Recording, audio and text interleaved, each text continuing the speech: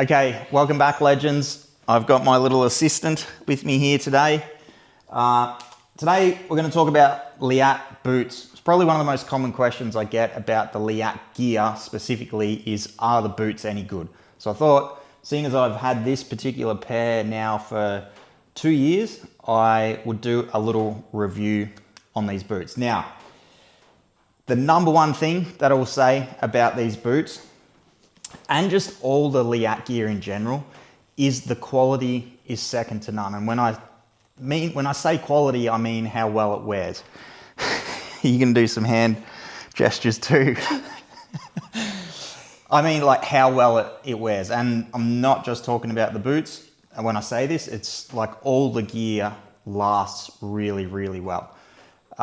So this particular pair, the first pair of boots that I got off Leatt a couple of years ago. Now, admittedly, I don't probably do as many hours riding as some guys do. I'm not a professional racer. I probably do around about 50 hours a year, give or take. So I would estimate that these boots probably have around about 100 hours on them, again, give or take.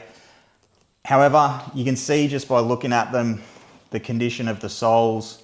I ride mostly on the balls of my feet, so you can see where the foot peg's been on the ball of the foot there's very little wear.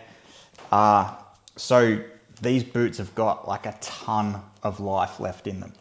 So that's probably the biggest thing that I really love about them. Like I've had plenty of other boots over the years that kind of fall apart pretty quickly. The soles blow out or the buckles let go or whatever that might be. So the quality and how well they wear is probably the best thing about them.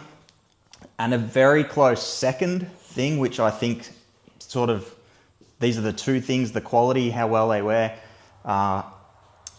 is what sort of sets them apart from other boots. And the second would be, is how much support you actually have around the ankle in these boots. So again, you don't have to be a rocket scientist to see that they're very solid with the support that they have around the ankle, and they call it this flex lock hinge setup.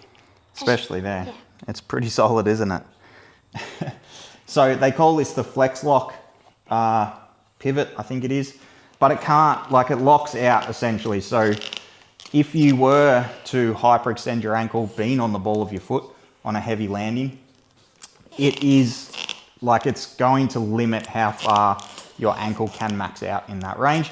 And even in plantar flexion as well, like that stopper goes up in the top, you can't actually like plantar flex. So if you were potentially in a crash, if you were to land and max your ankle out like that, there is some limitation there in that range as well. So that was probably the biggest thing I noticed wearing these boots at the start, was just how solid they felt. I was coming off a pair of Fox Instincts that had a ton of hours on them. And if you've ever worn Fox Instinct boots before, you will know they basically feel like a gum boot around your ankle. So that's a good thing if you like to have feel and like be able to feel, like I could feel exactly where the foot peg was on the ball of my foot. I could feel my toes pushing into the brake pedal when I'd brake.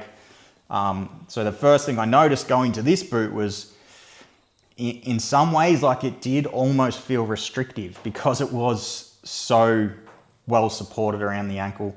Once I broke them in after about 10 hours, that obviously improved. And now that I've, I guess, become used to them, I wouldn't say that they're restrictive in any way, shape or form.